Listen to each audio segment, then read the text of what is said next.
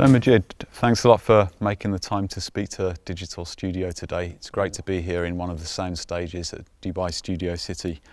If we can just start by talking about the development of Studio City and some of the recent key developments here over the past 6 months to 1 year. First of all, I think it's very important that we put things within context and how Studio City came into existence in the first place. And the story starts with the idea of Media City being the initial cornerstone of the development of these business parks within in the media industry, business parks. And as we developed and moved forward, we started looking at new industries that have potential of growth in this part of the world.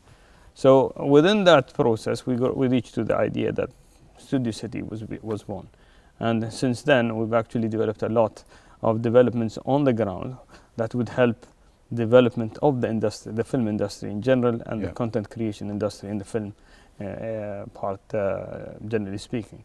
That resulted in us developing these state-of-the-art sound stages, which basically housed in the last few years a lot of feature films like Star Trek and others that use these facilities to produce their feature films in the past.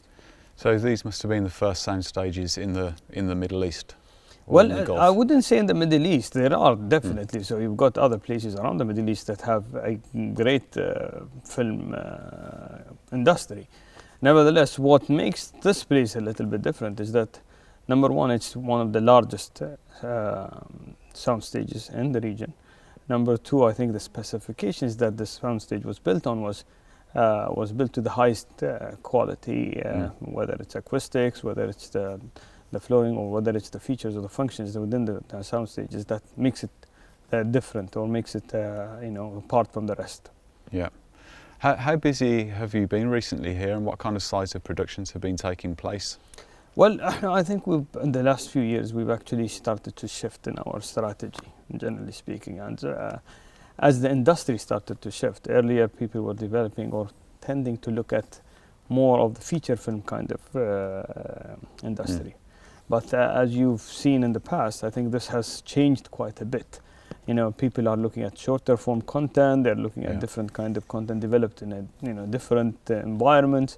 So I think as we go forward, we'll be, in fact, we are trying to adapt to the new scenarios that we have. I think the facility itself could be adapted to anything, but I think as we develop further, we'll be able to see a lot of interesting productions, whether they are short, featured, or other kind of form of film that will hopefully be produced out of these sound stages. Yeah, and we're seeing a lot more. The current trend is for long-running serials as well, like we see on a lot of the video-on-demand platforms. So definitely, yes. I imagine you must be looking at those kind of productions as well. Definitely, I think that the platform is open to everything. Today these are only the two that we are in today. So these are around 50,000 square feet of available space to film. Nevertheless, I think as we started growing and started developing, we started even creating smaller size sound stages that would hopefully be used for smaller kind of productions. So now today we actually have studios from the 600 square feet kind of size to the 50,000 square feet studio. So I think the wide spectrum that has been created as part of our investment within this infrastructure results in anything could be produced, anything could be developed, anything could be created within these walls. Have there been any recent modifications or investments in the sound stages as well? No, I think it's interesting. I think that when we started the development, we've actually developed it to the highest of standards that is available within the market. So it's actually, since we opened it, I think a few years ago, it's kept its standards very high. So it doesn't require that much of development inside the sound stages. But I think what the only thing that has happened across the last few years is the development of smaller sound stages. I think that could cater to the rest. And so are the plans to actually develop some more smaller sound stages as well? We have at the moment. We have. So today, I think we've recently started with smaller studios. So these are these 600, 700 square feet kind of studios to to 12,000 kind of studios. So the spectrum has been open. So we try to fill in all the gaps within the ecosystem that is required to develop any kind of production. I'm interested to ask about initiatives at Studio City to encourage filmmakers to produce more content and a greater diversity of content as well. I think from a TCOM or Dubai Media City in general, we've created an innovation arm called N5. N5 Media, to be specific, is the arm that would basically help smaller kind of producers to be able to to produce more. So we are promoting production of short form content or content in general, whether it is video, radio, written, digital, any kind of content that could be created in any language. And mainly we try to promote Arabic because I think Arabic has a huge potential for growth, and it's a growth area for producers. Nevertheless, we are open to all languages to be produced. So these kind of events and workshops and affiliations started to show a good result. We've got lots of workshops on whether it's sound, whether it is monologue, whether it's scenario writing, whether it's whatever it is basically within the film industry, we started to create workshops for. These are all free workshops that happen within our M5 Media, which is our, as I said, it's the innovation arm of TCOM investment, TCOM group. And basically we are hoping that this is the first step towards creating more productions happening out of Dubai in the future. Sure. So does that include an incubation type hub as well? Definitely. Yeah. So the incubation part, I think, is there. I think more than the incubation part, we actually help people with the use of equipment and with the use of with the technology that is there. So we have a team that is on the ground that could help the starting or the beginner kind of producers to be able to harness all of these technologies, whether it's cameras, whether it's lights, whether it's sound, and help them in actually creating a production that is worthwhile over a shorter period. Normally you would actually go and try to find a studio somewhere where the sound is not great, or the equipment is not there, or you need to actually rent these equipment and all of the other things that comes with it, and that creates a barrier to entry because the cost is high. Now we've actually said, what, as part of our commitment towards this industry, let's actually invest into these equipment. Let's actually invest into the location. Let's actually invest into the incubation space that is there. And although we don't like to use the word incubation, but I think it should be seen as a hub for producers and content creators in the future. Yeah. How many staff are there to assist with young filmmakers who are coming in? There is a team that outsourced where we get these developers to come and support. We depend a lot on our community. So today our community is around 3,000 different companies working in different fields and sectors. Within the Studio City, we've got few producers that are willing to give their time and to come and mentor and support. We've got other affiliates like Dubai TV and others basically that are willing to give the time and effort in actually giving back to the community and supporting these developers. So it's not only about the people that are on the ground, it's about the whole community starting to work together to create more content produced. And this definitely is a win-win situation for everyone.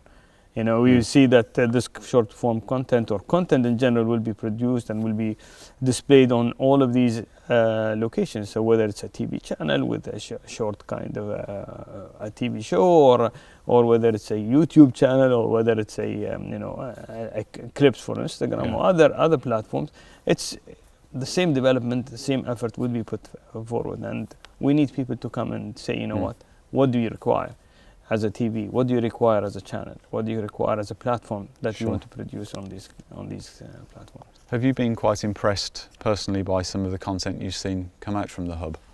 Well, the hub is at its infancy stage. I think it's starting, and so we've started with the initial step, which is basically giving these workshops, getting people to know the hub first of all. As we start moving forward, we'll be actually seeing more of these productions happening. So at the moment, we are actually building the building blocks for it. The hub earlier, so basically the hub is basically a 3-step process that we've actually developed.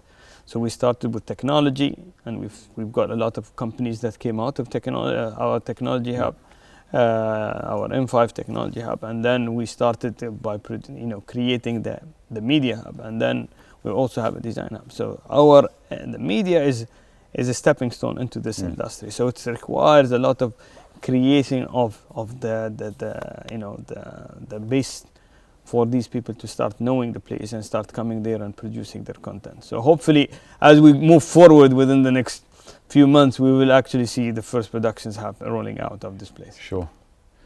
What do you see are the main challenges for production companies in the UAE, and how are you trying to help overcome some of those challenges and barriers?